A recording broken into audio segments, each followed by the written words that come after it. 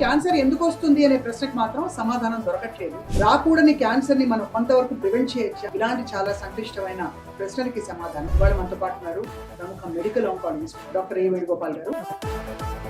Cancer అంటే మరణమేనా? 2 decades back ago it was right that point of time, but ఇప్పుడున్నటువంటి పరిస్థితిలో మనం మాట్లాడుకున్నట్టయితే డెఫినెట్గా హైపర్ టెన్షన్, డయాబెటీస్, అఫిలియేటెడ్ కొమాబిటీస్ ఉన్నాయి. ఇవన్నీ ఫ్యాక్టర్స్ మనం ఫస్ట్ ఫిజికల్ ఎగ్జామినేషన్లోనే చూసేసి లంగ్ క్యాన్సర్ స్మోకింగ్ వల్ల వస్తుందని తెలుసు. ఇప్పుడు హ్యూమన్ పాపిలోమా వైరస్ వల్ల సర్వైకల్ క్యాన్సర్ ఎక్కువగా వస్తుంది. But other than this non specific cancers కి కారణాలు ఏంటని ఎందుకు సార్ చెప్పలేకపోతున్నాం? ఈ రిస్క్ ఫ్యాక్టర్ ఉండడం ద్వారా కంపల్సరీ ఈ పర్టికులర్ పర్సన్ కి క్యాన్సర్ వస్తుంది అని కూడా చెప్పలేం. But definitely there are some high risk factors. For example age తో పాటు కూడా టొబాకో అండ్ ఆల్కహాల్ కంప్లీట్గా స్టాప్ చేయగలిగినట్టయితే 40 to 50% of the cancer viral infections like hepatitis B or hepatitis C ద్వారా chronic inflammation of the liver రావడం ద్వారా hepatocellular cancer, HPV, cervix cancer, oral cancers కూడా. Obesity ద్వారా కొన్ని హార్మోనల్ చేంజెస్ వస్తాయి, insulin resistance రావడం,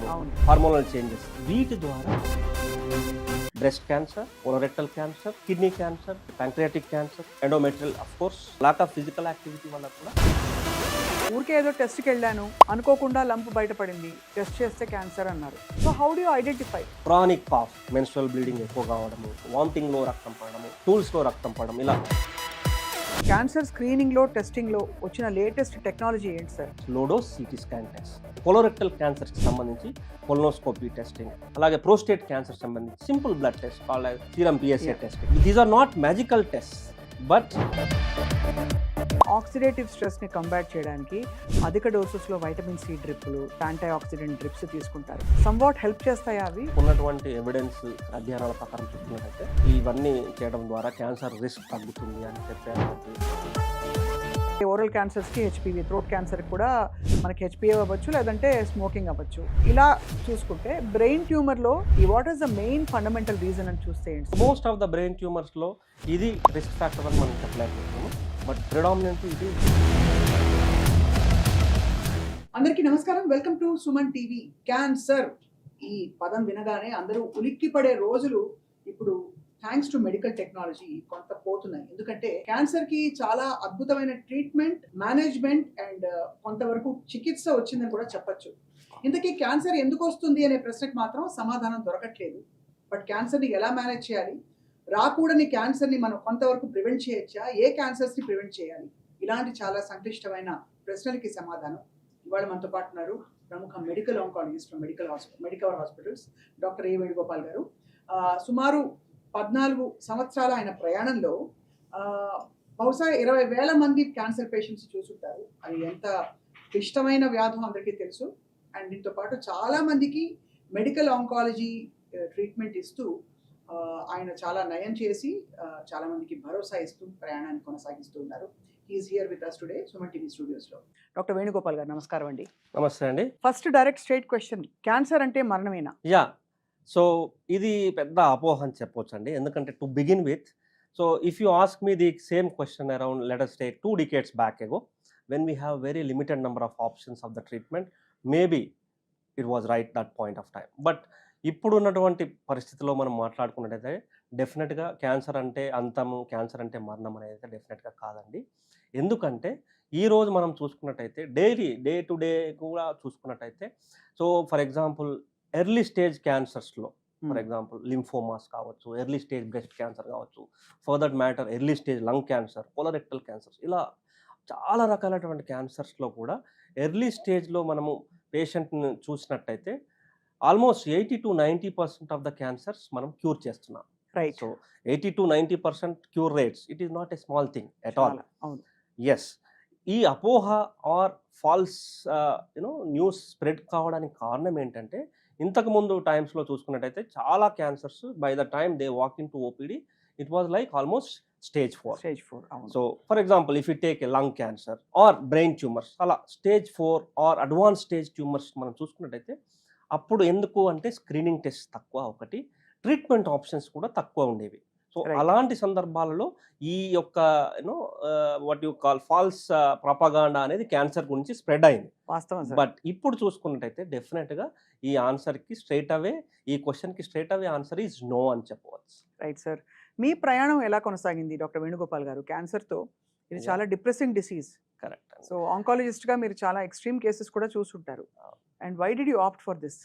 కరెక్ట్ అండి. సో యూజువల్గా మనము ఎండి జనరల్ మెడిసిన్ కోర్స్ చేశాక ఒక నేషనల్ వైడ్ ఎగ్జామ్ ఉంటుంది. సో దాంట్లో as a part of national wide exam I have written the exam and I have secured the national 4th rank.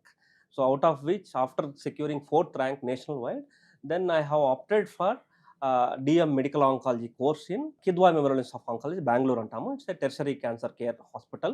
So it's one of the biggest centers for cancer treatments across India. So dantlo nenu I have opted for DM Medical Oncology, super specialty course medical oncology. So dantlo 3 years chesamandi. So there we have seen like lot of variety of cases, right from top to head to toe అని చెప్పవచ్చు. So brain tumours నుంచి మొదలు పెడితే melanomas వరకు అన్ని రకాల cancers, almost every type of tumour we have seen, we have treated and we know. For example, if you see a case when once a patient walks to our OPD, by the time they comes to our OPD with their file or diagnostic whatever, so we can predict the journey of the patient down the timeline. మనకి patient ఓపీడీకి రాగానే so down the time line ఈ particular patient యొక్క journey ఎలా ఉంటుందో మనము first visit లోనే assess చేయగలం. That is very important. Stage ని బట్టి కాదు కదా సార్ వాళ్ళ అంటే ఎలా ఉంటుందంటే అండి, మన దగ్గరికి పేషెంట్ వచ్చినప్పుడు చాలా ఫ్యాక్టర్స్ చూస్తుంటాం. Like for example patient age, patient general condition, patient stage of the disease and of course other comorbidities like hypertension, diabetes, ఇంకా ఏదైనా అఫిలియేటెడ్ కోమాబిటీస్ ఉన్నాయా, ఇవన్నీ ఫ్యాక్టర్స్ మనం ఫస్ట్ ఫిజికల్ ఎగ్జామినేషన్లోనే చూసేసి పేషెంట్ స్టేజ్ ఆఫ్ ద ట్యూమర్ని బట్టి, type of the ట్యూమర్ని బట్టి, general condition బట్టి మనం ఒక రఫ్ ఎస్టిమేట్కి రాగలుగుతాం. దాన్ని బట్టి తద్వారా ట్రీట్మెంట్ ఆప్షన్స్ ఎక్స్ప్లెయిన్ చేయడం జరుగుతుంది. అందరికీ ఇప్పటికి కామన్ నాలెడ్జ్ ఇప్పటికి అర్థమైంది సార్ ప్రేక్షకులందరికీ కూడా. ఒకటి మెడికల్ ఆంకాలజీ, సర్జికల్ ఆంకాలజీ, ఇలా రకరకాల మెథడాలజీస్ ఉంటాయని చెప్పేసి. కీమోథెరపీ ఉంటుంది అండ్ యూ హ్యావ్ సర్జికల్, అంటే ఏదైనా ట్యూమర్ తీసేయాలంటే సర్జరీ ఇంటర్వెన్షన్ ఉంటుంది. వీటన్నిటితో అంటే సార్ ఇప్పుడు క్యాన్సర్ కేసెస్ ఇంతగా పెరగడానికి నాన్ స్పెసిఫిక్ క్యాన్సర్స్ గురించి అడుగుతున్నాను. అంటే ఉదాహరణకి మీకు లంగ్ క్యాన్సర్ స్మోకింగ్ వల్ల వస్తుందని తెలుసు. ఇప్పుడు హ్యూమన్ పాపిలోమా వైరస్ వల్ల సర్వైకల్ క్యాన్సర్ ఎక్కువగా వస్తుంది, ఓరల్ క్యాన్సర్స్ కూడా కొన్ని వస్తున్నాయని వింటున్నాం. But other than this non specific cancers కి కారణాలు ఏంటని ఎందుకు సార్ చెప్పలేకపోతున్నాం? కరెక్ట్ అండి. This is definitely a valid question I can tell. ఏంటంటే మనకి క్యాన్సర్కి సంబంధించి రిస్క్ ఫ్యాక్టర్స్ ఉంటాయి. సో అక్కడ కూడా మనం ఇంపార్టెంట్గా గుర్తుపెట్టుకోవాల్సిన విషయం ఏంటంటే ఈ రిస్క్ ఫ్యాక్టర్ ఉండడం ద్వారా కంపల్సరీ ఈ పర్టికులర్ పర్సన్కి క్యాన్సర్ వస్తుంది అని కూడా చెప్పలేము. So but definitely there are some high risk factors. For example మనం మాట్లాడుకుంటే ఒకటి ఏజ్. సో ఏజ్తో పాటు కూడా క్యాన్సర్ వచ్చేటువంటి రిస్క్ గణనీయంగా పెరుగుతుంది. ఎందుకు అంటే ఏజింగ్ అయినా కొద్దీ there are chances of getting high random genetic mutations రావడానికి అవకాశం ఎక్కువ. కాబట్టి as such age itself is a risk factor for getting cancer, one thing అండి. సెకండ్ థింగ్ వచ్చేసేసి habits like tobacco consumption, alcohol consumption. For example మనం tobacco, alcohol రెండు కలిపి తీసుకున్నట్టయితే ఈ రెండింటి ద్వారానే రఫ్లీ ఈ రెండు హై రిస్క్ ఫ్యాక్టర్స్ హ్యాబిట్స్ ఉండడం వల్లనే రఫ్లీ close to about 40 to 50% cancers వస్తున్నాయని మనకి రీసెర్చ్ చెప్తుంది. బాబోయ్, అది ఎవరు సీరియస్గా తీసుకోరు, రెండింటిని బ్యాన్ కూడా చేయరు సార్. కరెక్ట్ అండి. సో మనము ఇప్పుడు tobacco in any form for that matter, not just cigarettes, bidis, gutkas, all any form tobacco consumption అనేది మనకి high risk of cancer association అని చెప్పగలం. For example if you talk about head and neck cancers, oral cavity cancers, throat cancers, అలాగే ఇంకా చాలా many more cancers with tobacco consumption. Similar way consumption of alcohol also. So alcohol consumption ద్వారా కూడా మనం చూసుకున్నట్టయితే మన again head and neck cancers, throat cancers, liver cancer, oesophagus cancers ఇలా. So tobacco and alcohol మనము కంప్లీట్గా స్టాప్ చేయగలిగినట్టయితే 40 to 50% of the cancers మనము నివారించవచ్చు. అబ్బా, అది చాలా పెద్ద సంఖ్య. చాలా పెద్ద అండ్ ఎంత నరకం, we tend to ignore or neglect. అంతే కదా సార్. ఓకేనండి. సో అలాగే నెక్స్ట్ చూసుకున్నట్టయితే ఇంతకుముందు మీరు చెప్పినట్టుగా కొన్ని infections, viral infections like hepatitis B or hepatitis C ద్వారా chronic inflammation of the liver రావడం ద్వారా తద్వారా హెపటోసెల్యులర్ క్యాన్సర్, అలాగే HPV cervix cancer, oral cancers కూడా. అలాగే మోర్ ఇంపార్టెంట్లీ ఇప్పుడు మనము ఉన్నటువంటి మెట్రోపాలిటన్ సిటీస్లో చూసుకున్నట్టయితే obesity and lack of physical activity అది కూడా ఒక ఈ రెండు కూడా very very important risk factors for getting cancer. So ఎలాగంటే ఒబేసిటీ ద్వారా మనకి కొన్ని హార్మోనల్ చేంజెస్ వస్తాయి, ఇన్సులిన్ రెసిస్టెన్స్ రావడము, అవును. హార్మోనల్ చేంజెస్, వీటి ద్వారా మనం క్యాన్సర్ వచ్చేటువంటి రిస్క్ చాలా పెరుగుతుంది. అంటే బాడీలో క్రానిక్ ఇన్ఫ్లమేషన్ ఉండడం వల్ల Yes. ఆ ఆంకోజీన్స్ రియాక్ట్ అవుతాయా sir? That's what correct happens. అండి, కరెక్ట్ అండి. So at the molecular levels మనం చూసుకున్నట్టయితే obesity leads to a state of chronic inflammation and insulin resistance. So అవును. తద్వారా హార్మోనల్ చేంజెస్, సో తద్వారా మనకి cancer, different types of cancer. For example if you're talking about risk factor, obesity ఉన్న వాళ్ళకి ఏ cancers రావడానికి అవకాశం ఉందనుకుంటే breast cancer, colorectal cancer, kidney cancer, pancreatic cancer, endometrial of course, ఇలా. సో ఒబేసిటీ వల్ల కూడా or lack of physical activity వల్ల కూడా క్యాన్సర్ వచ్చే అవకాశం ఉంటుంది. Right sir. అన్ని క్యాన్సర్కి లక్షణాలు ఒకేలా ఉంటాయా? ఇప్పుడు క్యాన్సర్ చాలా మంది మేము వింటూ ఉంటాం, ఊరికే ఏదో టెస్ట్కి వెళ్ళాను, అనుకోకుండా లంప్ బయటపడింది, టెస్ట్ చేస్తే క్యాన్సర్ అన్నారు. అంటే వాళ్ళు అంతకు ముందు వాళ్ళకి ఏ విధమైన సిమ్టమ్స్ పెద్దగా కనిపించలేదు, ఏదో కొంచెం వెనక్కి తిరిగి చూస్తే I use to get very tired, కొంచెం ఫెటీగ్ ఉండేది, ల్యాక్ ఆఫ్ స్టామినా, అలా జనరల్గా చెప్తారు. So how do you identify? Correct అండి. సో బేసికల్గా ప్రాబ్లం ఏంటంటే అండి, ఈ non specific nature of the symptoms is also a big problem, as you rightly noted. అంటే ఎలా ఉంటుందంటే, ఈ లక్షణాలు ఉండడం కంపల్సరీ క్యాన్సర్ ఉంది అని కాదు, బట్ ఏదైనా లక్షణాలు, అసాధారణమైన లక్షణాలు 2 నుంచి 3 వారాలకు మించి ఉన్నట్టయితే డెఫినెట్గా మనము డాక్టర్ గారిని సంప్రదించాలనేది ఇంపార్టెంట్ పాయింట్. ఎలా అంటే, సో మీరు అన్నట్టుగా అలసట, chronic fatigue which last for around 2 to 3 weeks or more, or నోట్లో మానటువంటి పుండు అగైన్ 2 to 3 వీక్స్ అయినా మానకుండా ఉండడము. అలాగే చాలా non specific symptoms like for example chronic cough, so small simple antibiotics తీసుకోవడం వల్ల తగ్గడం లేదు, we thought it to be cold or cough, general cough అలా, బట్ 2 to 3 వీక్స్ అయినటువంటి తగ్గనటువంటి cough.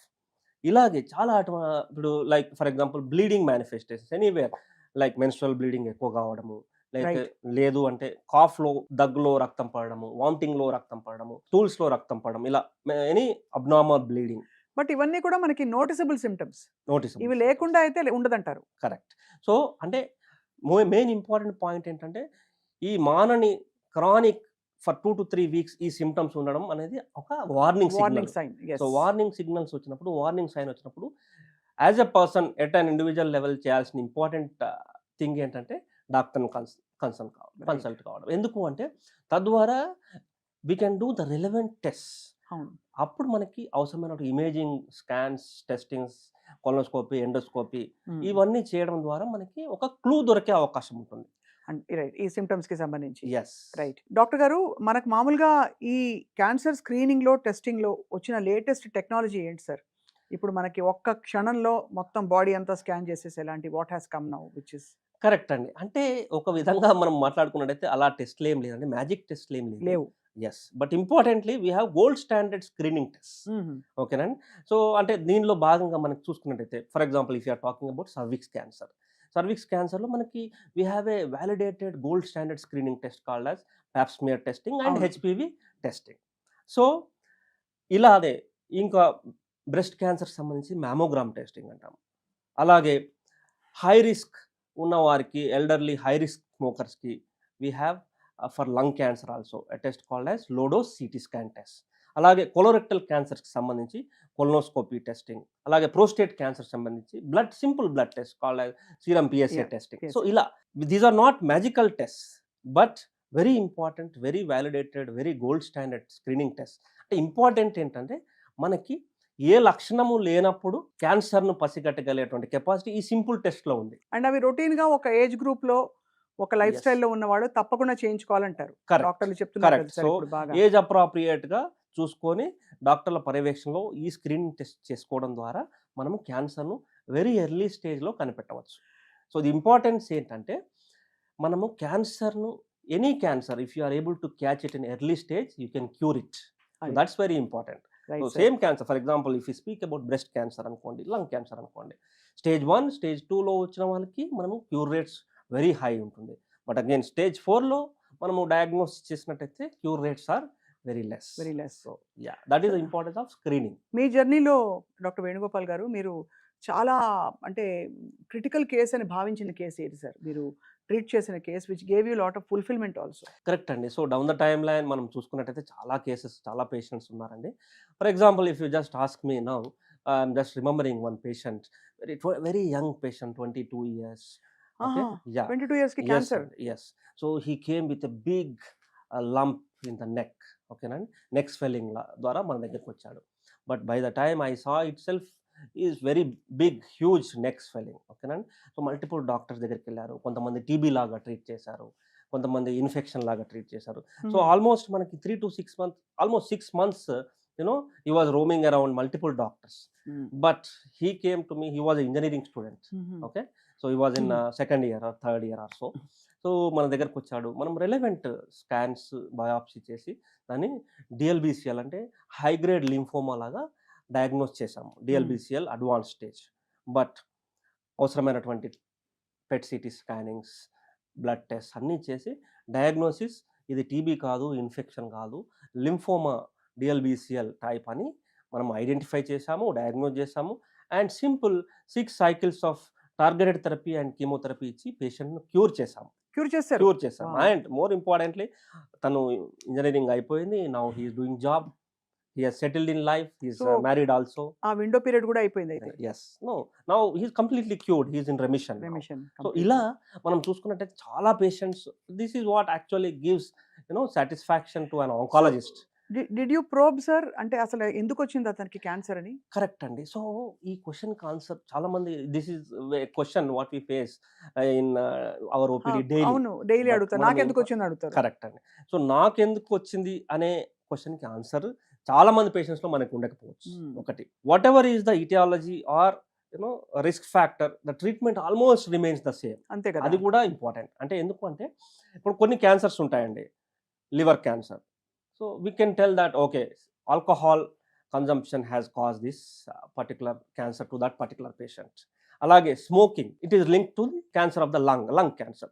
But most often 80 to 90% of the times ఈ particular పేషెంట్లో ఈ particular risk factor వల్ల క్యాన్సర్ వచ్చిందని చెప్పడానికి వీలుగా ఉండదు. ఉండదు. కరెక్ట్. Yes. ఎందుకని అడుగుతున్నా అంటే సార్, ఇప్పుడు ఇన్ఫ్లమేషన్ బాడీలో, ఇన్సులిన్ రెసిస్టెన్స్, లైఫ్ స్టైల్ మార్చుకోండి, Yes. ఇవన్నీ మనం వింటున్నాం. బట్ ఎక్కడా కూడా నిర్ధారణగా దీనివల్ల వచ్చిందని మనం లింక్ చేయలేకపోతున్నాం. లింక్ చేయాలి. మనకి క్లినికల్‌గా స్టడీస్ అంత నిర్ధారణగా లేవు కదా సార్. లేవండి. We are talking about oxidation, Yes. oxidative stress, Yes. but nobody is able to point out that actually oxidative stress in everybody causes cancer in everybody అని చెప్పలేకపోతున్నాం. 100% అంటే స్మోకింగ్ true చేసే వాళ్ళందరికీ క్యాన్సర్ వస్తుందా అంటే చెప్పలేకపోతున్నాం. చెప్పలేదు. కరెక్ట్ అండి. అదో పెద్ద బ్రహ్మ ప్రశ్న అనిపిస్తుంది. 100% ట్రూ అండి. వాట్ అది. You told is 100% correct. So, that's what, ఈ పర్టిక్యులర్ ఫ్యాక్టర్ వల్ల ఈ పర్టిక్యులర్ పేషెంట్‌కి ఈ పర్టిక్యులర్ క్యాన్సర్ వచ్చిందని పిన్ పాయింట్ చేసి చెప్పడం అనేది చాలా సందర్భాల్లో మనకు వీలు కాదు. వీలు కాదు. అయితే మీరు అమెండ్స్ అయితే అలాగే చేస్తారేమో బహుశా. అంటే మీ ట్రీట్మెంట్ ప్రోటోకాల్స్ ఎందువల్ల క్యాన్సర్ వచ్చినా దానికి కరెక్ట్ అండి. So, most of the times whatever is the risk factor, whatever is the aetiology, మనము ఆ పర్టిక్యులర్ పేషెంట్‌కి మనం ఇచ్చేటువంటి ట్రీట్మెంట్స్ అనేవి almost we'll go by the standard guidelines and protocols. Right. So, risk ఫ్యాక్టర్స్‌కి సంబంధం లేదు most of the times. But కొన్ని టైమ్స్‌లో యెస్. సో ఈ జెనెటిక్ మ్యూటేషన్స్ ఈ మధ్య కాలంలో బాగా పెరగడానికి ఎన్వైరన్మెంటల్ పొల్యూటెంట్స్ ఒకటి, రెండోది కెమికల్స్, మూడోది కార్సినోజెన్స్ విపరీతంగా మన చుట్టూ ఉండి ప్లాస్టిక్ తో పాటు అన్ని పెరగడం కారణాలని చెప్తున్నారు కదా సార్ చాలా మంది. అవునండి. వాటికి డైరెక్ట్ ఎఫెక్ట్ ఉన్నట్టు తెలుస్తుందా? Plastic for example, day in and day out మనం ప్లాస్టిక్ వాడతాం. కరెక్ట్ అండి.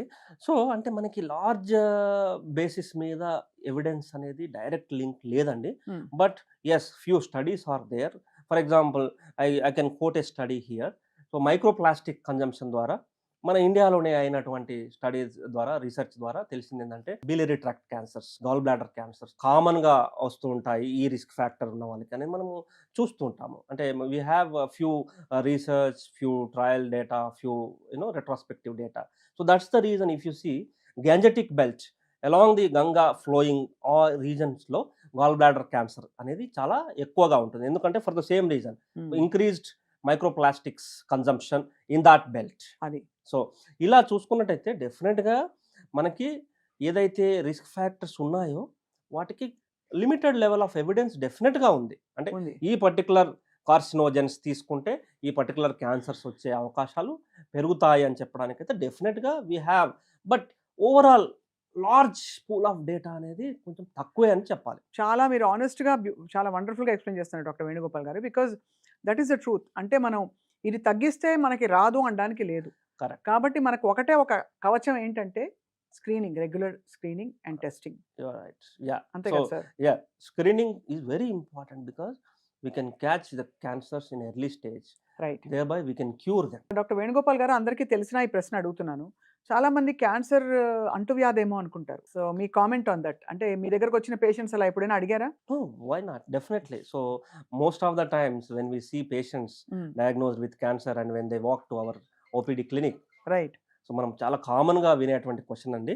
బట్ ఈ సందర్భంగా మనము చెప్పాల్సుకున్న విషయం ఏంటంటే క్యాన్సర్ అనేది అంటువ్యాధి కానే కాదు. సో క్యాన్సర్ అనేది ఒకరి నుంచి ఇంకొకరికి డైరెక్ట్గా స్ప్రెడ్ అయ్యే వ్యాధి కానే కాదు, unlike infections. Right. There are some cancers which are linked to infections, like if you see HPV infection ద్వారా క్యాన్సర్ సర్విక్స్ రావడము, అవును.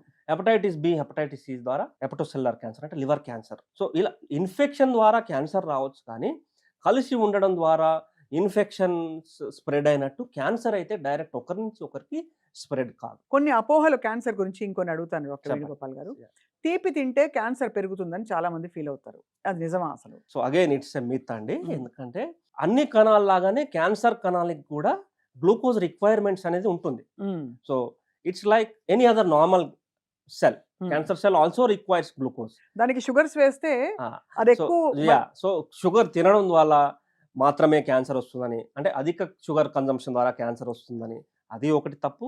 అండ్ షుగర్ తింటే క్యాన్సర్ విపరీతంగా పెరిగిపోతుంది అనేది తప్పు. But at the same time we should be focusing on one important point. ఇప్పుడు ఇంతకుముందు అనుకున్నట్టుగా షుగర్ కన్జంప్షన్ హై లెవెల్స్లో, హై క్యాలరీస్ ఉన్న వారికి ఒబేసిటీ ఎక్కువ వస్తుంది. ఒబేసిటీ ఉన్న వాళ్ళకి అగైన్ ఇన్ టర్న్ క్యాన్సర్ వచ్చే రిస్క్ ఎక్కువ ఉంటుంది. బట్ షుగర్ తినకపోవడము, ఇంకొక దీనికి సైడ్గా ఉండే అపోహ ఏంటంటే కంప్లీట్గా క్యాలరీస్ బంద్ చేయడము, కంప్లీట్గా ఫుడ్ బంద్ చేయడం ద్వారా మనము ఆర్ ఫాస్టింగ్ ద్వారా కూడా క్యాన్సర్ రాకుండా మనని మనం కాపాడుకోవచ్చు అనేది కూడా మిత్తే. So so we should be focusing on these two important aspects. So బహుశా అంటే would it be right to say then that కొంత బాడీ ఇంబ్యాలెన్స్లో ఉన్నది అది రెక్టిఫై చేయడానికి ఫాస్టింగ్ అది ఇండైరెక్ట్గా హెల్ప్ అవుతుంది. కాబట్టి ఇంటర్మీడియట్ ఫాస్టింగ్ ఈ మధ్య చాలా మంది చేస్తున్నారు. They are finding it beneficial. వాళ్ళ HbA1c తగ్గడానికి, ఓవరాల్ మెటాబలిక్ డిజార్డర్ ఏమైనా ఉంటే రెగ్యులేట్ చేయడానికి. కరెక్ట్ అండి. So I don't deny the benefits of intermediate fasting, but ఆ ఒక్క బేసిస్ మీదనే మనం క్యాన్సర్ కంట్రోల్ చేయగలము అనేది మాత్రము డెఫినెట్గా it is a myth. Right. So I understand the importance of intermittent fasting. Thereby you can actually control your calorie intake and you can optimize your diet. So దాని ద్వారా వచ్చే metabolic benefits డెఫినెట్గా ఉంటాయి. ఇక్కడ ఇంకోటి అడుగుతాను సార్, ఎందుకంటే ఇది చాలా ఇంట్రెస్టింగ్ డిస్కషన్. చాలా మందికి ఉండే క్వశ్చన్స్ ఇవి. సన్నగా ఉండే వాళ్ళకి క్యాన్సర్ రాదు, కరెక్టా? అది రాంగ్ అండి. రాంగ్. So definitely wrong. సన్నగా ఉండేటువంటి క్యాన్సర్ పేషెంట్స్లో కూడా మనం చాలా పర్సన్స్లో కూడా మనం చాలా రకాల క్యాన్సర్ చూస్తుంటాము. So definitely it's a myth. Definitely cancer surgery చేస్తే అసలు వ్యాధి పూర్తిగా వ్యాపించేస్తుంది, అమ్మో అసలు ఆ పుండును ఓపెన్ చేయదు, రాచపుండుని అని చాలా మంది భయపడతారు సార్. కరెక్ట్ అండి. సో అగైన్ మనం ఇక్కడ మాట్లాడుకున్నట్టయితే ఒకటి ఫస్ట్ బయాప్సీ నుంచి స్టార్ట్ పెడదాం. బయాప్సీ చేస్తే కూడా క్యాన్సర్ స్ప్రెడ్ అయిపోతుంది, విపరీతంగా rapid spread of the disease ఉంటుంది, క్యాన్సర్ ఎక్కడ పడితే అక్కడ స్ప్రెడ్ అవుతుంది అనేది కూడా ఒక పెద్ద అపోహ అని చెప్పవచ్చు. ఎందుకంటే బయాప్సీ అనేది very important test. So without which we can't even diagnose. అవును. సో కంపల్సరీ బయాప్సీ అంటే అవసరమైనప్పుడు బయాప్సీ చేయాలి, తద్వారానే మనం డయాగ్నోస్ చేయగలం. ఒకటి. రెండవది, క్యాన్సర్ ట్యూమర్ డిటెక్ట్ కాగానే మనము ఆపరేషన్ ఆర్ సర్జరీ చేయడం ద్వారా కూడా మొత్తం ట్యూమర్ అంతా బాడీలో స్ప్రెడ్ అవుతుందని కూడా అనుకుంటాం. అది కూడా అపోహేనండి. ఎందుకంటే సో యూజువల్గా there are some surgical oncology principles. So tumour remove చేసేటప్పుడు వారు ట్యూమర్ గుండా ట్యూమర్ త్రో వెళ్ళి సర్జరీ చేయరు. ఎనఫ్ నెగటివ్ మార్జిన్స్ తీసుకొని సర్జరీ చేసి ట్యూమర్ను కంప్లీట్గా రిమూవ్ చేయడం జరుగుతుంది. అవును. సో అప్పుడు క్వశ్చనే లేదు సర్జరీ ద్వారా ట్యూమర్ సెల్స్ వేరే దగ్గరికి స్ప్రెడ్ అవుతాయని. సో ఇవన్నీ కూడా అపోహలు మాత్రమే. అపోహలే. And if you ask me honestly, I'm a medical oncologist, but even today కొన్ని ఎర్లీ స్టేజ్ ట్యూమర్స్ డెఫినెట్గా సర్జరీ చేస్తేనే మనము క్యూర్ చేయగలం. సర్జరీ చేయకుండా మనం క్యూర్ చేసేటువంటి పరిస్థితి చాలా సాలిడ్ ట్యూమర్స్లో లేదు ఇప్పటికి కూడా. ఇప్పటికి కూడా లేదు కదా సార్. సో ఇది కూడా పెద్ద అపోహ అని చెప్పవచ్చు. సార్ అలాగే కీమోథెరపీ చాలా బాధాకరం అని మనం వింటూ ఉంటాం. ఆ మెడిసిన్ బాడీలోకి వెళ్తుంటే నరకం కనిపిస్తుందని. Is it true? Again very big myth అండి. ఎందుకంటే సో మనకి చాలా అపోహలు ఉన్నాయి కీమోథెరపీతో కూడినటువంటి అపోహలు. ఒకటి, కీమోథెరపీ వల్ల వచ్చేటువంటి బెనిఫిట్స్ కంటే నష్టాలే ఎక్కువని, like in terms of pain, vomitings, loose motions, fever, infections అని. బట్ ఇప్పుడు మనకున్నటువంటి సపోర్టివ్ కేర్ మెడిసిన్స్ ద్వారా మనము ఇప్పుడు అనుకున్నటువంటి సైడ్ ఎఫెక్ట్స్ను మనం సక్సెస్ఫుల్గా మనము వాటిని ఓవర్కమ్ చేయగలుగుతున్నాం. Like with good supportive treatments, pain కానీ, వామిటింగ్స్ కానీ, లూజ్ మోషన్స్ కానీ, ఇన్ఫెక్షన్స్ కానీ, ఇవన్నిటిని మనం ఆల్మోస్ట్ 80-90% ఆఫ్ ద పేషెంట్స్లో మనము కంట్రోల్ చేయగలుగుతున్నాం. So right. మినిమల్గా ఈ సైడ్ ఎఫెక్ట్స్ రావచ్చు. But what we should importantly remember is risk versus benefit చూసుకుంటే బెనిఫిట్ అనేది చాలా ఎక్కువ compare to the risk or side effects. అంతే కదా సార్. యా. అండ్ ఆడవారిలో మనము ముఖ్యంగా మహిళల్లో చూసుకున్నట్టయితే డాక్టర్ గారు మాకు కీమోథెరపీ తీసుకోవడం ద్వారా జుట్టు హెయిర్ లాస్, ఊడిపోతుంది. అదే. కొన్ని కీమోథెరపీ మెడిసిన్స్ ద్వారా హెయిర్ లాస్ ఉంటుంది. బట్ ఇప్పుడు మనం ఉపయోగించేటువంటి novel treatments like targeted therapy, ఇమ్యూనోథెరపీలో ఈ సమస్య కూడా మనము అధిగమించాము. Right. We could overcome this problem also. Correct correct and sir. Chemotherapy మెడిసిన్స్లో కూడా కొన్ని మెడిసిన్స్ వల్లే ఈ హెయిర్ లాస్ అనే ప్రాబ్లం ఉంటుంది. చాలా మెడిసిన్స్ వల్ల మినిమల్ ఆర్ లేకపోవడం కూడా చూస్తుంటాం. అయితే మోర్ ఇంపార్టెంట్లీ ఈ హెయిర్ లాస్ అనేది మరి ముఖ్యంగా మహిళల్లో మనం మాట్లాడుకున్నట్టయితే ఇది I tell them that this is a very minor problem compared to the the bigger. Benefit or larger picture what we get. అంతే కదా సార్. అంటే వాళ్ళని కన్విన్స్ చేసి కౌన్సిల్ చేయడమే మీకు చాలా పెద్ద task. Yes. Yeah. So doctor Venugopal గారు, అందరికీ జెనెటిక్ ఫ్యాక్టర్స్ గురించి తెలుసు. కానీ జెనెటిక్గా మా ఇంట్లో ఎవ్వరికీ లేదు క్యాన్సర్, నాకు రాదు అనుకుంటారు. అలా రాకుండా ఉంటుందండి ఇప్పుడున్న రోజుల్లో? Is it possible to say that? Correct అండి. సో మనము ఇప్పుడు చూసుకున్నట్లయితే అండి క్యాన్సర్స్లో 90% cancers are not because of the genetic related issues. అంటే ఓవరాల్గా 10-15% క్యాన్సర్స్ మాత్రమే జెనెటిక్ లింక్డ్ అని చెప్తాము. For example BRCA1, BRCA2 genetic mutations, ఇలా కొన్ని మ్యూటేషన్స్ వల్ల బ్రెస్ట్ క్యాన్సర్, ఓవేరియన్ క్యాన్సర్స్, అలాగే Lynch syndromes affiliated genetic mutations వల్ల కొలరెక్టల్ క్యాన్సర్స్ ఇట్లా. బట్ పర్సంటేజ్ వైజ్గా చూసుకున్నట్టయితే మనకి ఇవన్నీ ఓన్లీ 10-15% ఆఫ్ ద క్యాన్సర్స్ మాత్రమే. మిగతా Right. 90% అనేవి not genetic linked. So Right. it is because of multiple risk factors, as we were just speaking, lifestyle Lifestyle. related factors, all that All comes that into put the together. picture. So Yeah. yeah. So చాలా మంది sir oxidative స్ట్రెస్ని combat చేయడానికి అధిక డోసెస్లో vitamin C డ్రిప్లు, antioxidant drips తీసుకుంటారు. Somewhat help చేస్తాయా అవి లేదా అసలు బాడీని? ప్రస్తుతము మనకున్నటువంటి ఎవిడెన్స్ ఆ రీసెర్చ్ ప్రకారం చూసుకున్నట్టు, అధ్యయనాల ప్రకారం చూసుకున్నట్టయితే ఇవన్నీ చేయడం ద్వారా క్యాన్సర్ రిస్క్ తగ్గుతుంది అని చెప్పేటువంటి మన దగ్గర డేటా మాత్రం లేదండి. నిర్ధారణ అండ్ కాలేదు ఎక్కడ. I tell not to do that. Sir what is tumour marker? So tumour marker అంటే ఏంటి, మనకి ఫర్ ఎగ్జాంపుల్ ఓవేరియన్ క్యాన్సర్ తీసుకుంటాము. ట్యూమర్ ఏదైతే బాడీలో ఉంటుందో, ట్యూమర్ కణాలు ఉంటాయో అవి కొన్ని స్పెసిఫిక్ ప్రోటీన్స్ను ప్రొడ్యూస్ చేసి అవి బ్లడ్లోకి రిలీజ్ చేస్తాయి. సో వీటన్నిటిని కలిపి మనము ట్యూమర్ మార్కర్స్ అంటాము. ఫర్ ఎగ్జాంపుల్ మనము స్క్రీనింగ్లో భాగంగా కూడా కొన్ని ట్యూమర్ మార్కర్ టెస్టింగ్ చేస్తాము. Like serum CEA levels, serum alpha ఫిటోప్రోటీన్ levels and serum CA-125 levels, ఇవన్నీ కూడా సీరం PSA, ఇవన్నీ కూడా ట్యూమర్ మార్కర్స్ అంటాం. సో వీటిని మనము స్క్రీనింగ్ టెస్ట్లో ఉపయోగించి క్యాన్సర్ ఎర్లీ స్టేజెస్లో కూడా క్యాచ్ చేయడానికి వీలుగా ఉంటుంది. ఓకే. సో ఆ ట్యూమర్ మార్కర్ ఎలా ఉంటే వీళ్ళకి క్యాన్సర్ రాదు అని చెప్పచ్చు, లేదు అని చెప్పచ్చు? యా. సో ఈ మార్కర్స్ అన్నీ కూడా with in biological reference range. Reference రేంజ్లో ఉంటే నార్మల్ అని చెప్తాము.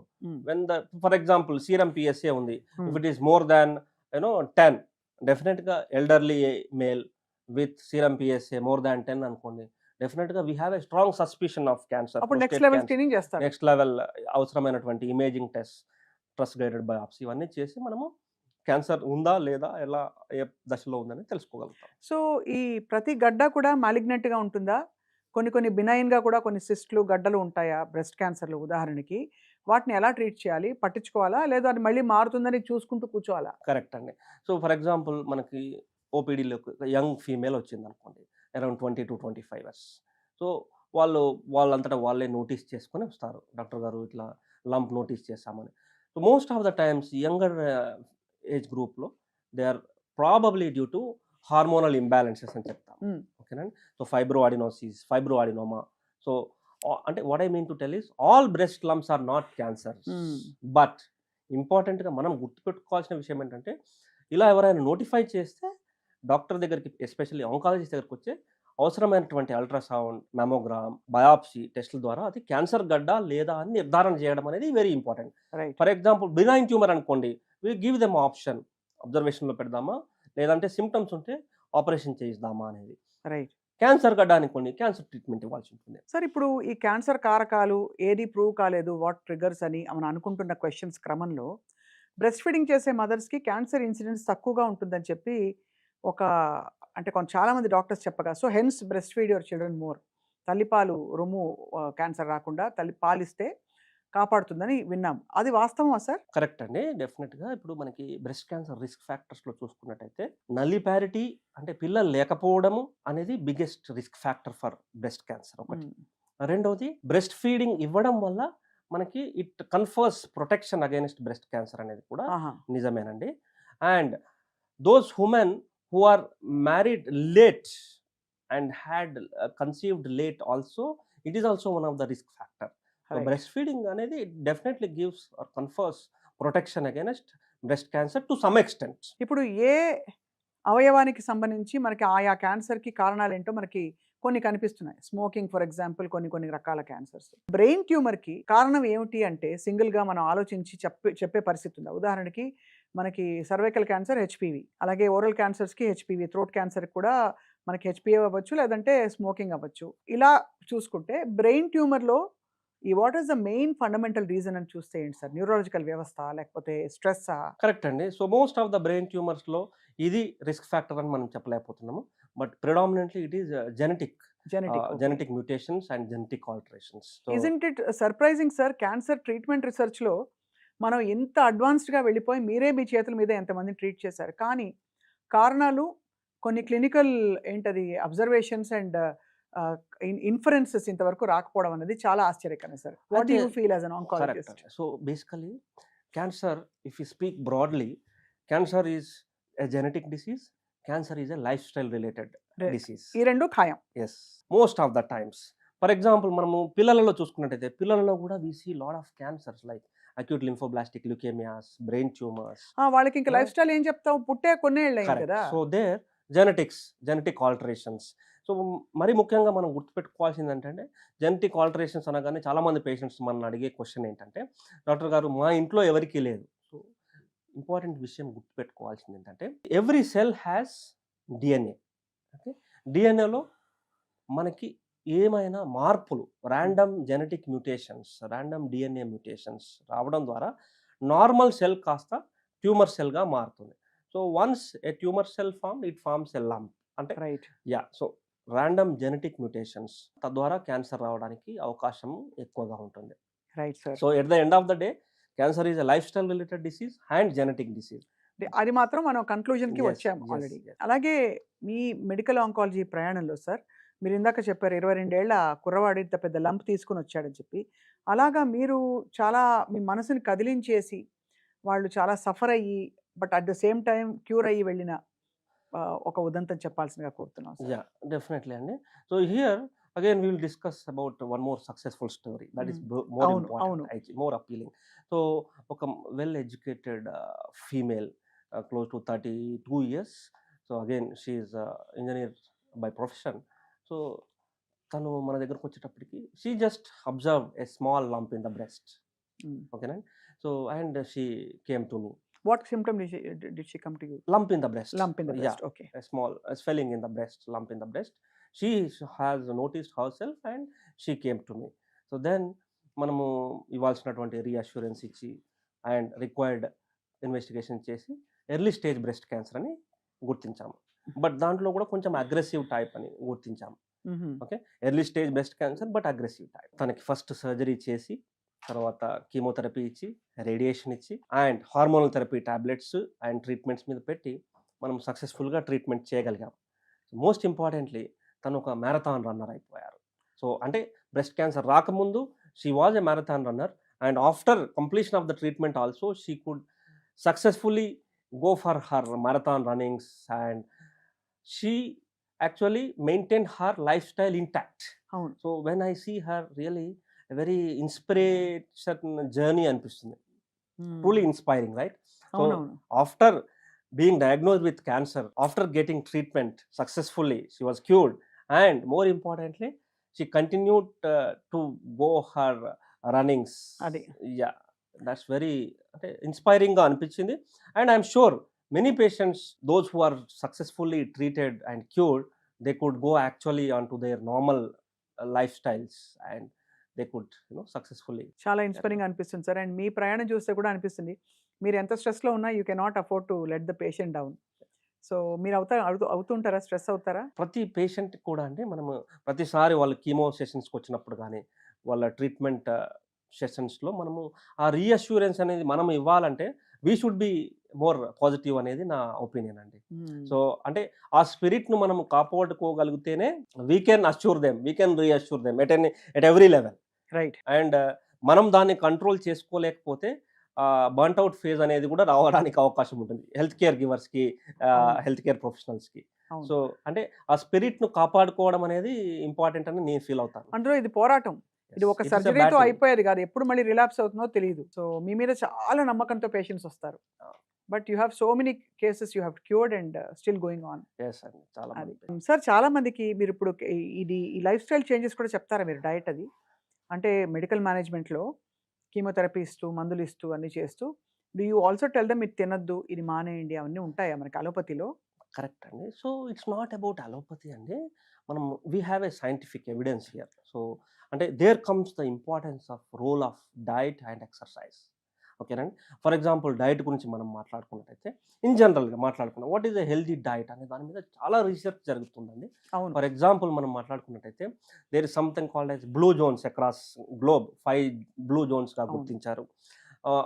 We have places like Greece, Italy and US, అలా 5 ప్లేసెస్‌ను బ్లూ జోన్స్‌గా గుర్తించారు. ఓకేనండి. అండ్ ఈ ప్లేసెస్‌లో మనం చూసుకున్నట్టయితే there is something called as Sardinian diets అంటాం. సో దీంట్లో మెయిన్‌గా ఏంటి ఇంపార్టెంట్ ప్లాంట్ బేస్డ్ డైట్స్ అంటాం. Okay. Plant based diets like green leafy vegetables, broccoli, carrot, ఇలా ఒకటి ఆకుకూరలు, vegetables, green leafy vegetables, plant based diets ఒకటి. రెండవది వచ్చేసేసి మనకి మోర్ ఇంపార్టెంట్లీ వెజ్జా, నాన్ వెజ్జా అలా చూడడం కంటే కూడా నాన్ వెజిటేరియన్ డైట్‌లో కూడా we have some good diets like fish, egg which can meet your protein requirements. ఓకేనండి. అలాగే కుకింగ్ ఆయిల్స్ చూసుకున్నట్టయితే మనకి ఎక్స్ట్రా వర్జిన్ ఆలివ్ ఆయిల్ అంటాం. So extra virgin olive oil వాళ్ళు వాడతారు. But wherever it is not feasible equivalent rice bran oils cold pressed వాడడం ఎక్కువ వాడుకోవడము rice bran oils.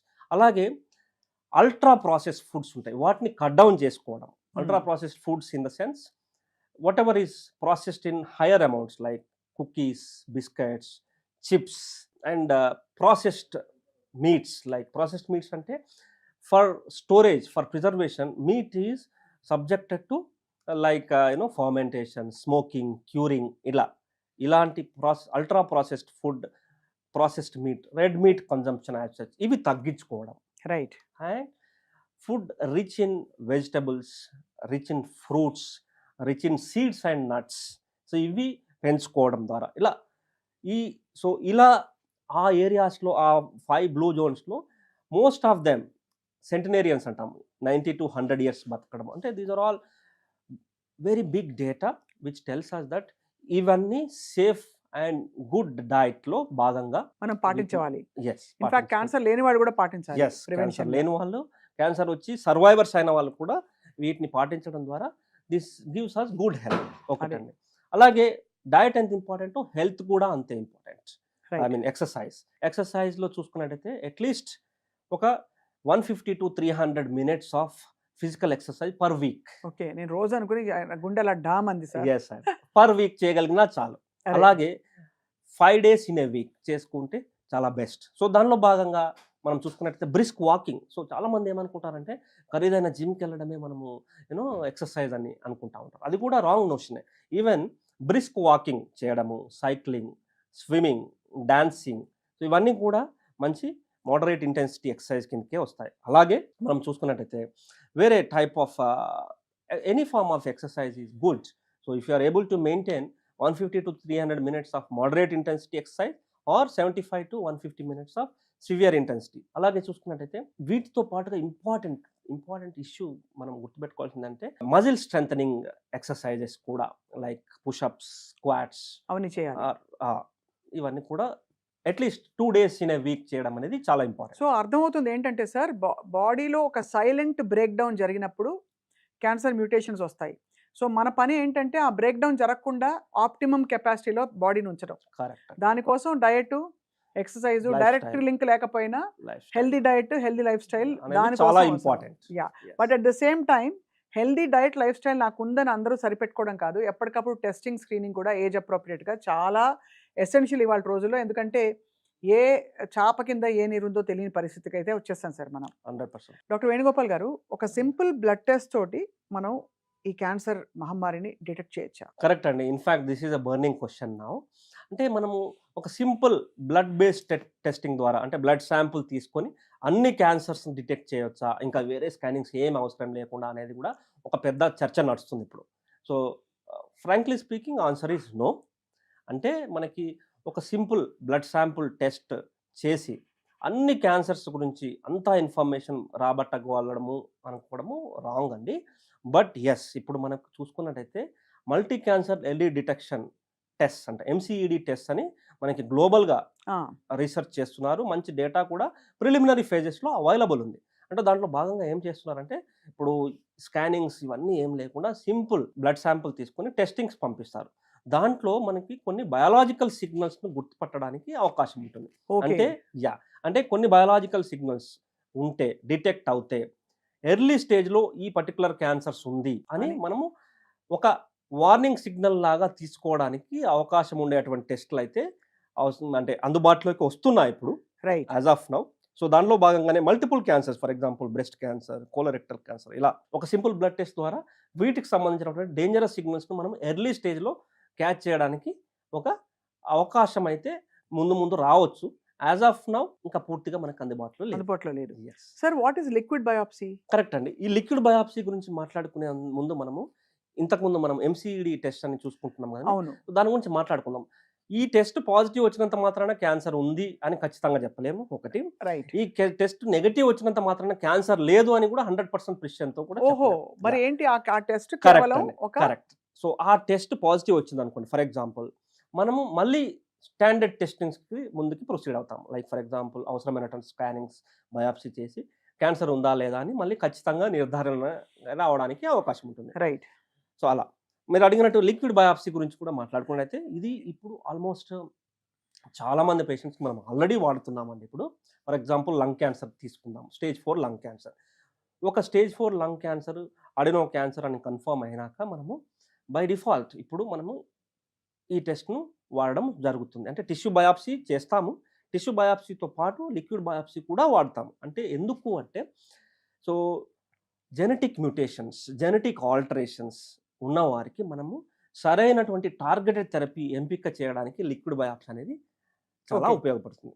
So for example కొంతమంది పేషెంట్స్ ఎలా ఉంటారు, బయాప్సీస్ రిపీటెడ్గా చేయించుకోలేని దశలో ఉండడం because of weakness or multiple factors, or tumour మనకి బయాప్సీకి అనుగుణంగా లేని ప్లేస్లో ఉండడము. సో కారణాలు ఏదైనప్పటికీ టిష్యూ బయాప్సీతో పాటు అదనంగా లిక్విడ్ బయాప్సీ చేస్తాము. దాంట్లో genetic alterations, genetic mutations, for example lung cancer గురించి మాట్లాడుకుంటే EGFR, ALK, ROS1, BRAF, HER2 ఇలా కొన్ని రకాల జెనెటిక్ మ్యూటేషన్స్ డిటెక్ట్ చేయడం ద్వారా సరైనటువంటి టార్గెటెడ్ థెరపీ మనకి ఇవ్వడానికి అవకాశం ఉంటుంది. అంటే ఈ మధ్య కాలంలో చాలా పాపులర్ అవుతుంది టార్గెటెడ్ థెరపీ. ఎగ్జాక్ట్లీ. సో ఏంటి సార్ ఆ ప్లేస్లో స్పెషల్గా ఏదో రేడియో ఇది వేస్తారా సార్, లైట్ లాంటిది వేస్తారా? లేదండి. టార్గెటెడ్ థెరపీ అనేది ప్యూర్గా మెడికల్ ఆంకాలజీ విభాగం. అంటే సో బేసికల్గా ఏంటంటే క్యాన్సర్ సెల్స్లో specific targets, specific receptors, specific proteins ఈ ఎక్స్ప్రెషన్ చూసుకొని మనము ఈ టార్గెట్స్ ఉన్న వారికి సరైనటువంటి మందులు, టార్గెటెడ్ థెరపీ మందుల్లాగా ఇస్తాము. అంటే వాళ్ళ లెవెల్స్ అవి పెంచడానికి, ఆల్టర్ చేయడానికి, అంతేనా? కాదండి. బేసికల్గా ఈ టార్గెట్స్ ఉన్నప్పుడు మనము ఈ డ్రగ్స్ ఇవ్వడం ద్వారా పోయి వాటిని బ్లాక్ చేసి క్యాన్సర్ సెల్ సర్వైవల్ను మనము దెబ్బతీయగలుగుతాం. Right. So it's like target and missile. అంతే. So that is the importance of targeted therapy. దాంట్లో భాగంగానే ఈ టార్గెటెడ్ థెరపీ ఇచ్చినప్పుడు నార్మల్ సెల్స్ ఏవైతే ఉంటాయో వాటికి సైడ్ ఎఫెక్ట్స్ తక్కువ ఉంటాయి. హ్మ్. ఓన్లీ క్యాన్సర్ సెల్స్ మీద ఈ టార్గెటెడ్ థెరపీ స్పెసిఫిక్గా పనిచేస్తుంది కాబట్టి టార్గెటెడ్ థెరపీ ద్వారా సైడ్ ఎఫెక్ట్స్ తక్కువ ఉంటాయి, రెస్పాన్స్ రేట్స్ ఎక్కువ ఉంటాయి. మోర్ ఇంపార్టెంట్లీ చాలా సందర్భాల్లో ఈ టార్గెటెడ్ థెరపీ మందులు ఓరల్ టాబ్లెట్ పిల్స్ రూపంలోనే లభిస్తున్నాయి, ఇంజెక్షన్స్లో కాకుండా ఓహో! Oral tablet pills. సో మనకి ఇంజెక్షన్స్, కీమోథెరపీ ఇంజెక్షన్స్ లాగా కాకుండా టార్గెటెడ్ థెరపీ మందులు ఓరల్ పిల్స్ ద్వారా మనం ట్రీట్మెంట్ ఇవ్వడానికి ఎంత అనుగుణంగా. తొందరగా మీరు చూసారు సార్ అంటే ఈ మెడికల్ ఆంకాలజీలో కరెక్ట్ అంటే improvement because this is very few patients అండి టార్గెటెడ్ థెరపీ టాబ్లెట్స్ పెట్టడం ద్వారా టాబ్లెట్స్ మీదనే 1.5 మంత్లో కూడా రెస్పాన్సెస్ వచ్చిన అంటే వాళ్ళ ఆ సో కాల్డ్ పారామీటర్స్ అన్ని స్టెబిలైజ్ స్టెబిలైజ్ కావడం, హ్యూమర్ రెస్పాన్స్ స్టార్ట్ కావడము, లక్షణాలన్నీ తగ్గడం. ఇంప్రూవ్ కావడము, ఇవన్నీ ఆల్మోస్ట్ సో క్లోజ్ యాజ్ 1.5 మంత్లో కూడా చూసాము. వావ్. మోర్ ఇంపార్టెంట్లీ అండి, సో ఈ పేషెంట్స్ ఎవరైతే ఉంటారో టార్గెటెడ్ థెరపీ మీద ఉన్నటువంటి పేషెంట్స్ మనము హాస్పిటల్ అడ్మిషన్స్ అవసరం ఉండదు. And day to day their jobs, నార్మల్గా జాబ్ ఆఫీస్కి వెళ్ళి జాబ్ చేసుకోవడానికి కూడా అనుగుణంగా ఉంటుంది. సో అంటే they are able to live their life with good quality of life after diagnosed with stage 4 cancer. చాలా it's marvel actually in medicine sir. Correct అండి. అండ్ అలాగే ఇమ్యూనోథెరపీ అనే వస్తుంది కదా సార్. ఇమ్యూనోథెరపీ టార్గెటెడ్ థెరపీ ఒకటేనా? Immunotherapy అన్నది overall boost ఇవ్వడానికి ఆ బాడీకి. ఇమ్యూనోథెరపీ అండ్ టార్గెటెడ్ థెరపీ రెండు డిఫరెంట్ అండి క్యాన్సర్ ట్రీట్మెంట్స్లో. బట్ మోర్ ఇంపార్టెంట్లీ మనం గుర్తుపెట్టుకోవాల్సిన విషయం ఏంటంటే ఈ ఇమ్యూనోథెరపీ కానీ టార్గెటెడ్ థెరపీ కానీ క్యాన్సర్ ట్రీట్మెంట్ను రియల్గా రెవల్యూషనరీ వేలో చేంజ్ చేసిందని చెప్పవచ్చు. సో ఇంతకుముందు మనం మాట్లాడుకున్నట్టుగా ఒక పేషెంట్ స్టేజ్ 4 క్యాన్సర్ దశలో మనము గుర్తించినప్పుడు ఆ పేషెంట్ని టార్గెటెడ్ థెరపీ పెట్టాలి అంటే ఒక 500 to 600 జీన్స్ టెస్టింగ్ పంపిస్తాం. బాబోయ్. సో అంటే ట్యూమర్ నుంచి తీసినటువంటి టిష్యూ కావచ్చు, లేకపోతే లిక్విడ్ బయాప్సీ కావచ్చు, బ్లడ్ కావచ్చు, ఈ దేంట్లో ఏదైనప్పటికీ మనం ఒక 500 to 600 జీన్స్ టెస్ట్ చేసి ఈ పేషెంట్కి ఏ టార్గెటెడ్ థెరపీ మందు ఇవ్వచ్చు అని మనం డిసైడ్ చేయడం జరుగుతుంది. And we are doing it on a day to day routine basis now in our clinical practice. అంతేనా సార్? Yes, sir. ఇప్పుడు మీకు మెడికవర్లో కూడా all this is available. All this ఇప్పుడు మనం మాట్లాడుకున్నటువంటి అన్ని అధునాతనమైన చికిత్సలన్నీ కూడా మన హాస్పిటల్, మెడికవర్ హాస్పిటల్, హైటెక్ సిటీలో అందుబాటులో ఉన్నాయండి. సో అండ్ మీరు ఇంతకుముందు అడిగినట్టుగా ఇమ్యూనోథెరపీ గురించి మనం మాట్లాడుకున్నట్టయితే ఇమ్యూనోథెరపీ అనేది మళ్ళీ కొన్ని క్యాన్సర్స్లో ట్రీట్మెంట్ను ఇన్ ఏ రెవల్యూషనరీ వేలో చేంజ్ చేసిందని చెప్పవచ్చు. సో ఇమ్యూనోథెరపీ అంటే ఏంటంటే బేసికల్గా మనం మాట్లాడుకున్నట్టయితే సో మనకి ఇమ్యూనిటీ సిస్టమ్ ఉంటుంది కదండి. ఇమ్యూనిటీ సిస్టంలో మోస్ట్ ఇంపార్టెంట్లీ రోగ నిరోధక కణాలు, టీ సెల్స్ అంటాం. అవును. So cytotoxic T cells to be specific. So ఇవి ఏం చేస్తాయంటే వైరసెస్, బ్యాక్టీరియాను ఎలా అయితే చంపుతాయో క్యాన్సర్ కణాలను కూడా అలాగే గుర్తించి చంపుతాయి. బట్ క్యాన్సర్ కణాలు అనేటివి చాలా ఇంటెలిజెంట్ సెల్స్, ఓకేనండి. సో ఈ టీ సెల్స్కు దొరకకుండా అవి కొన్ని మాస్క్స్ వేసుకొని, కొన్ని బ్రేక్స్ వేసి ఇమ్యూనిటీని వాటి మీద పనిచేయకుండా బ్లాక్ చేయగలుగుతాయి. అవును. సో అప్పుడు మనకి there comes the role of immunotherapy. So immunotherapy అంటే మనకు కొన్ని immune checkpoint inhibitors drugs అందుబాటులోకి వచ్చాయి. అవి ఏం చేస్తాయంటే సో ఇప్పుడు మనము అనుకున్నటువంటి బ్రేక్స్, టీ సెల్స్ మీద ట్యూమర్ సెల్స్ ఏదైతే బ్రేక్స్ వేసాయో ఆ బ్రేక్స్ని ఇవి తీసేస్తాయి. So immune checkpoint inhibitors అంటాం. సో తద్వారా ఈ T cells, immunity cells, cytotoxic T lymphocytes అవి పోయి ట్యూమర్ సెల్స్ను ఐడెంటిఫై చేయగలుగుతాయి, ఫైట్ చేసి చంపేసి ట్యూమర్ సెల్స్ను చంపేయగలుగుతాయి. సో అంటే ఆ ఇంటెలిజెన్స్ని మ్యాచ్ చేయడానికి ఇమ్యూనోథెరపీ ఇంకొక మార్గం ద్వారా వాటిని టార్గెట్ చేస్తుంది. 100% కరెక్ట్ అండి. సో దీనిలో భాగంగానే మనం ఇప్పుడు మాట్లాడుకున్నట్టయితే చాలా క్యాన్సర్స్లో, ఫర్ ఎగ్జాంపుల్ ఏ క్యాన్సర్స్లో మనం విరివిగా ఇమ్యూనోథెరపీ వాడతామంటే లంగ్ క్యాన్సర్. లంగ్ క్యాన్సర్లో non small cell lung cancer అంటాము. స్మాల్ సెల్ లంగ్ క్యాన్సర్లో కూడా ఇమ్యూనోథెరపీ వైడ్లీ యూస్డ్. అలాగే బ్రెస్ట్ క్యాన్సర్లో చూసుకున్నట్టయితే అన్ని బ్రెస్ట్ క్యాన్సర్స్లో కాదు, స్టేజ్ 4 ట్రిపుల్ నెగిటివ్ బ్రెస్ట్ క్యాన్సర్స్లో కూడా ఇమ్యూనోథెరపీ వాడతాం. అలాగే కొన్ని kidney cancers, melanoma, bladder cancers, lymphomas, Hodgkin's lymphoma, so ఇలాంటి అన్ని క్యాన్సర్స్లో గల మనము ఇమ్యూనోథెరపీని విరివిగా వాడడం జరుగుతుంది. మోర్ ఇంపార్టెంట్లీ ఇమ్యూనోథెరపీ ద్వారా బెనిఫిట్ ఏంటంటే కన్వెన్షనల్ కీమోథెరపీ ద్వారా వచ్చేటువంటి సైడ్ ఎఫెక్ట్స్ చాలా తక్కువగా ఉంటాయి ఇమ్యూనోథెరపీ. మనం ఇంతకుముందు మాట్లాడుకున్నట్టుగా పెయిన్ కాదండి, vomitings, loose motions, fever, infections, nausea, ఇవన్నీ కీమోథెరపీ ద్వారా చాలా ఎక్కువగా చూసేవారం కదా. అవన్నీ కూడా ఇమ్యూనోథెరపీలో ఇమ్యూనోథెరపీలో చాలా మినిమల్గా ఉంటాయి. రైట్. ఎలా అంటే most of the times patients తమ డే టు డే యాక్టివిటీస్ చేసుకోగలుగుతారు, ఆఫీస్కి వెళ్ళగలుగుతారు. ఎందుకంటే because of these minimal side effects which are caused by so previously by chemotherapy. Is this either or sometimes combination? Yes అండి, good question అండి.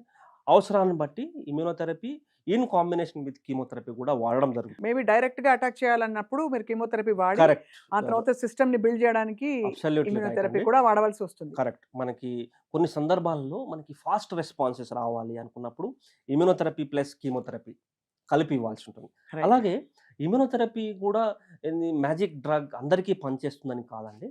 Immunotherapy కూడా కొన్ని subset of పేషెంట్స్లో బాగా వర్క్ చేస్తుంది. For example right. మనం మాట్లాడుకున్నట్లయితే ఎంఎస్ఐ హై ట్యూమర్స్ అంటాము, or deficient MMR tumours. So ఈ క్యాన్సర్స్లో ఇమ్యూనోథెరపీ అద్భుతంగా పనిచేస్తుంది. For example colorectal cancers MSI high deficient MMR ఉంటే ఇమ్యూనోథెరపీ అద్భుతంగా పనిచేస్తుంది.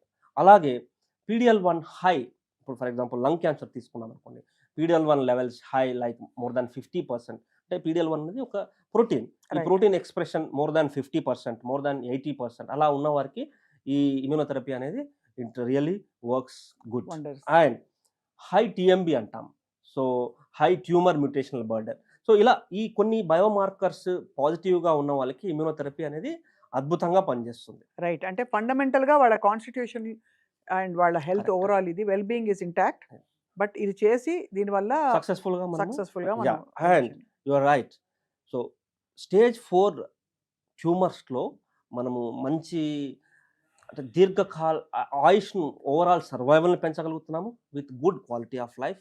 అండ్ మోర్ ఇంపార్టెంట్లీ అండి, కొంతమంది a subset of patients 15 to 20% of patients they achieve good responses and durable responses. అంటే మనకి ఏదైతే రెస్పాన్సెస్ వచ్చాయో అవి చాలా కాలం దీర్ఘకాలం అలాగే రెస్పాన్సెస్ అలాగే ఉండిపోతాయి.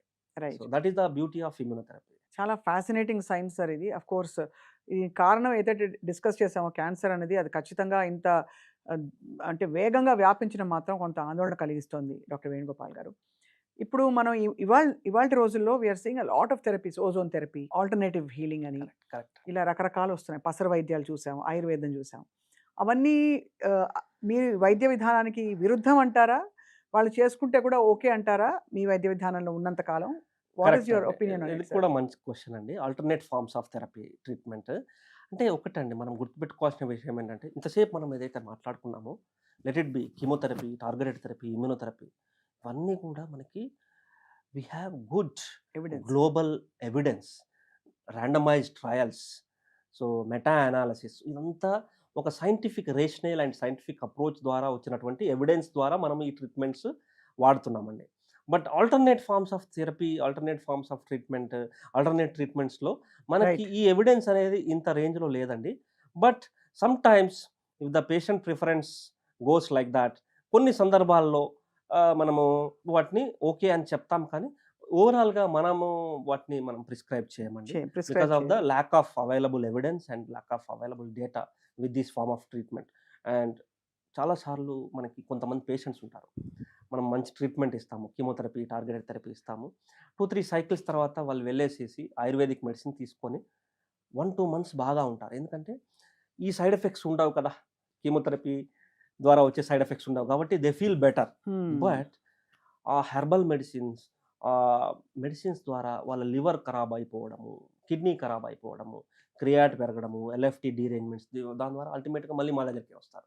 ఓకే. బట్ బాధాకరమైన విషయం ఏంటంటే అప్పుడు because of these problems like liver toxicity, kidney toxicity, nephrotoxicity ద్వారా మనము ఈ స్టాండర్డ్ మెడిసిన్స్ కూడా ఇవ్వలేని పరిస్థితిలో వాళ్ళు మన దగ్గరికి వస్తారు.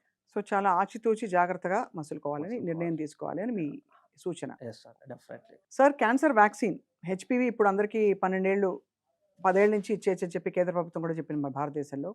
అలా కాకుండా రష్యాలో ఆ మధ్య క్యాన్సర్ వ్యాక్సిన్ ఏదో వచ్చేసింది, ఇంకా prevention of any cancer is possible అని చెప్పారు. So what is your take on that sir? Correct అండి, ఇదే వెరీ గుడ్ క్వశ్చన్ అండి. సో ఫండమెంటల్గా క్యాన్సర్ వ్యాక్సిన్స్ నుంచి మనం మాట్లాడుకున్నప్పుడు 2 టైప్స్ ఆఫ్ వ్యాక్సిన్స్ ఉంటాయండి. ఒకటి preventive vaccine, 2 therapeutic vaccines. So let us not confuse. Okay. Okay. So preventive vaccines yes, మనం చూసుకున్నట్టయితే ఇఫ్ యూ ఆస్క్ మీ ఏదైనా క్యాన్సర్స్ మనం ప్రివెంట్ చేయవచ్చా అంటే దాంట్లో ముందు వరుసలో ఉండేటువంటి ఒకటి cervix cancer and liver cancer, hepatocellular cancer. ఓకేనండి. సో అది ఎలా పాసిబుల్ అంటే మనము హెచ్పివి వ్యాక్సిన్ ఇవ్వడం ద్వారా సర్విక్స్ క్యాన్సర్ని ప్రివెంట్ చేయవచ్చు. అండ్ హెపటైటిస్ బి వ్యాక్సిన్ చేయడం ద్వారా లివర్ క్యాన్సర్, హెపటోసెల్యులర్ క్యాన్సర్ని కూడా ప్రివెంట్ చేయవచ్చు. సో మనము హెచ్పివి వ్యాక్సిన్ గురించి మాట్లాడుకున్నట్టయితే 9 to 14 years preferably, but above that also adults also can receive now. Yes but 9 to 14 years అయితే 2 doses సరిపోతాయి. Above that age group 3 doses సరిపోతాయండి. ఇంతకుముందు అంటే మనకు ఇప్పుడు విరివిగా మనకి ఇండియన్ మ్యానుఫ్యాక్చర్డ్ వ్యాక్సిన్స్ కూడా తక్కువ రేట్లో కూడా అవైలబుల్ అవుతున్నాయి. సో నానో వ్యాలెంట్ అంటే it gives protection against 9 strains. Quadrivalent అంటే it gives protection against 4 strains. ఓకేనండి. సో ఏదేమైనా 2 or 3 doses ఏజ్ గ్రూప్ని బట్టి తీసుకోవడం ద్వారా మనకి ఎఫికసీ వైజ్ చూసుకున్నట్టయితే 70 to 80% risk reduction against cervix cancer. In the similar way hepatitis B vaccine తీసుకోవడం ద్వారా almost 50 to 60% risk reduction against liver cancer మనం చూస్తున్నాం. This is about preventive. ఓకేనండి. బట్ ఇప్పుడు మనం ఏదైతే మాట్లాడుకుంటున్నామో Russia cancer vaccine, so it is not a preventive vaccine అండి, it is a therapeutic vaccine. అంటే ఆల్రెడీ క్యాన్సర్ డయాగ్నోజ్ అయిన వాళ్ళలో ఇచ్చినటువంటి వ్యాక్సిన్ ఒకటి. ఏం చేస్తుంది అది? కరెక్ట్. ఏం చేస్తుంది అని మనం మాట్లాడుకుందే ముందు మనకి available evidence is at very primitive level అండి. ఓకే. సో లెవెల్ 1 అంటే randomised phase 1 trial, clinical trial దశలో ఉన్నటువంటి డేటా. సో బేసికల్గా అది ఏం చేస్తుందంటే దీంట్లో ఆ ట్రయల్స్లో వాళ్ళు ఉపయోగించినటువంటి క్యాన్సర్ పేషెంట్స్ ఎవరు అంటే colorectal cancer patients, melanoma patients, brain tumour patients, ఇలా ఒక 4-5 క్యాన్సర్ పేషెంట్స్ను వాళ్ళు ఉపయోగించడం జరిగింది. సో దాంట్లో భాగంగా వాళ్ళు ఏం చేస్తారంటే వాళ్ళు ఇచ్చినటువంటి వ్యాక్సిన్ ద్వారా ఈ డిసీజ్ ప్రోగ్రెషన్ని కంట్రోల్ చేయడానికి ఇచ్చేటువంటి వ్యాక్సిన్సే. Basically it is not a preventive vaccine. Yes. The data which is available to us is very limited. It is under trials at very preliminary levels, phase 1 clinical trials లోనే ఉందని చెప్పవచ్చు. So మనకి చాలామంది patients అడిగే విషయం ఏంటంటే doctor గారు ఈ రష్యా వ్యాక్సిన్ వేసుకోవడం ద్వారా అన్ని క్యాన్సర్స్ అసలు రాకుండా పోతాయి, వేరే క్యాన్సర్ స్టాండర్డ్ క్యాన్సర్ ట్రీట్మెంట్ అవసరం లేదు. సో ఇవన్నీ కూడా మిస్ఇంటర్ప్రిటేషన్స్ అని చెప్పవచ్చు అండి. ఎందుకంటే డేటా ఈజ్ వెరీ ప్రిలిమినరీ లెవెల్లో ఉంది and it is not a preventive vaccine. Already cancers వచ్చిన పేషెంట్స్లో వాడేటువంటి థెరాప్టిక్ వ్యాక్సిన్ అది. And for us to use it at clinic level it takes lot of time. అయితే మరి రష్యా వ్యాక్సిన్ తప్పకుండా ఐ థింక్ దాని పంధాలో రీసెర్చ్ జరిగి అందరికీ అందుబాటులో ఉండే విధంగా తప్పకుండా మెడికల్ టెక్నాలజీ ఇవాల్వ్ అవుతుంది sir. So finally sir, cancer చికిత్సలో కొత్త విధానాలు ఎలా ఉండబోతున్నాయి, రీసెర్చ్ ఎటువైపుగా జరుగుతుందని మీరు ఒక మెడికల్ ఆంకాలజిస్ట్గా ఫాలో అవుతున్నారు సార్ వరల్డ్ వైడ్? కరెక్ట్ అండి. సో బేసికల్గా ఇప్పుడు క్యాన్సర్ పేషెంట్స్ గురించి మనం చూసుకున్నట్లయితే అండి చాలా క్యాన్సర్స్లో చాలా సక్సెస్ఫుల్ ట్రీట్మెంట్స్ వచ్చాయి in the form of chemotherapy, targeted therapy, immunotherapy and vaccines also right future down the time line. అయితే ఒకటండి, క్యాన్సర్ ట్రీట్మెంట్ అనేది ఒక మల్టీ డిసిప్లినరీ ట్యూమర్ బోర్డులో తీసుకునేటువంటి ఒక డెసిషన్ అని చెప్పవచ్చు. అంటే మనం ఒక క్యాన్సర్ పేషెంట్ చూసినప్పుడు any cancer patient, newly diagnosed cancer patient మనము చూసుకున్నట్టయితే అందరు నిపుణుల సమక్షంలో తీసుకోవాల్సినటువంటి ఒక డెసిషన్. అంటే let it B radiation oncologist, surgical oncologist, medical oncologist. ఎందుకంటే క్యాన్సర్లో మనకి ఈ 3 రకాల treatments important: surgery, radiation and medicines ద్వారా ఇచ్చేటువంటి సిస్టమిక్ ట్రీట్మెంట్. అవును. సో ఆర్డర్ ఆఫ్ ట్రీట్మెంట్ అంటే ఫస్ట్ మనము నియోడ్జువెంట్ కీమోథెరపీ ఇచ్చి సర్జరీకి తీసుకెళ్ళాలా, రేడియేషన్ ఎప్పుడు ఇవ్వాలి. సో ఒక ఫ్లో, ఒక ఆల్గారిథం మనము ఒక పేషెంట్కి డిజైన్ చేసే ముందు ఎనీ పేషెంట్ని multi disciplinary tumour board, MDT బోర్డులో పెట్టి డిస్కస్ చేసి తద్వారా what is best for this particular patient అనేది డిసైడ్ చేయడం అనేది వెరీ ఇంపార్టెంట్. అంటే so it is a collaborative decision making. అవును. ఒకటి. రెండోది, as a medical oncologist now we are in good times. అంటే బేసికల్గా we have good novel treatments. ఇప్పుడు మనం మాట్లాడుకున్నట్టయితే కొన్ని లింఫోమాస్ చూసుకున్నట్టయితే ఎర్లీ రిలాప్స్డ్ లింఫోమాస్లో చూసుకున్నట్టయితే we have something called as CAR-T cell therapy. So CAR-T cell therapy అంటే మనకి పేషెంట్ నుండే మనం టీ సెల్స్ కలెక్ట్ చేసుకొని ల్యాబ్ పంపించి వాటికి ఒక స్పెషల్ రిసెప్టార్స్ను అటాచ్ చేస్తాము, కైమరిక్ యాంటీజెన్ రిసెప్టార్స్ అని అటాచ్ చేస్తాము. సో ఇదంతా ల్యాబ్లో జరుగుతుంది. మళ్ళీ ల్యాబ్ నుండి బయటికి తీసుకొచ్చి దాన్ని ఆ సెల్స్ను టీ సెల్స్ ఎక్స్పాన్షన్ చేయడం జరుగుతుంది. అంటే కొన్ని లక్షలు ఆర్ కొన్ని క్రోర్స్ ఆఫ్ టీ సెల్స్ను మనము పొందడం జరుగుతుంది. ఆ రేంజ్‌లో ఎక్స్‌పాన్షన్ జరుగుతుంది. అలా ఎక్స్‌పాండ్ చేశాక ఆ ప్రొడక్ట్‌ని మళ్ళీ అదే పేషెంట్‌కి ఇవ్వడం ద్వారా రైట్. లింఫోమాస్‌ను కంప్లీట్‌గా క్యూర్ చేయడం జరుగుతుంది. అంటే ఏదైతే రిలాప్స్డ్ రిఫ్రాక్టరీ లింఫోమా డిసీజ్ ఉందో దానికి మనము కార్ టీ సెల్ థెరపీ అని వాడుతున్నాం. సో, అంటే just we can imagine the ఎంత లెవెల్ ఆఫ్ ఇంటెలిజెంట్ టెక్నాలజీ ఉంది ఇప్పుడు మనకి. ఎగ్జాక్ట్‌లీ అంటే అండి. థింకింగ్‌లో. Yes. Yes yes. Sir. So, ఇవన్నీ chemotherapy, targeted therapy, immunotherapy, CAR T cell therapies, vaccines ఇవన్నీ కూడా మనకి క్యాన్సర్‌ను సక్సెస్‌ఫుల్‌గా ట్రీట్ ట్రీట్మెంట్ చేయడానికి. చేయడంలో డెఫినిట్‌గా మనకు ఉపయోగపడుతున్నాయి ఈ రోజులలో. ఒక్క మాట మాత్రం చెప్పాలి డాక్టర్ వేణుగోపాల్ గారు. ఇదివరకు క్యాన్సర్ వస్తే అమెరికా వెళ్ళాలి ట్రీట్మెంట్‌కి అని ప్లాన్ చేసేవారు. I think 3-4 decades back. Correct. And మనకి ఒకప్పుడు క్యాన్సర్ చాలా గ్లోరిఫై చేసి కొన్ని విషయాలే తెలుసు. క్యాన్సర్ అంటే అందరూ దూరంగా ఉండేవాళ్ళు. బట్ ఇప్పటి రోజుల్లో మనకి thanks to medical oncologist like you, cancer treatment has become much easier, much more approachable. చాలా మందికి హోప్ పెంచుతున్నారు మీరు. And you had a wonderful successful journey sir. తప్పకుండా ఐ థింక్ సుమన్ టీవీ ప్రేక్షకులు ఎప్పటికప్పుడు మిమ్మల్ని సంప్రదిస్తారు. If they need any more guidance, వాళ్ళ ఇంట్లో గనక ఎవరికైనా ఒంట్లో బాలేకపోతే. So, thank you very much for a wonderful informative interview today sir. Thank you. నమస్తే. నమస్తే అండి.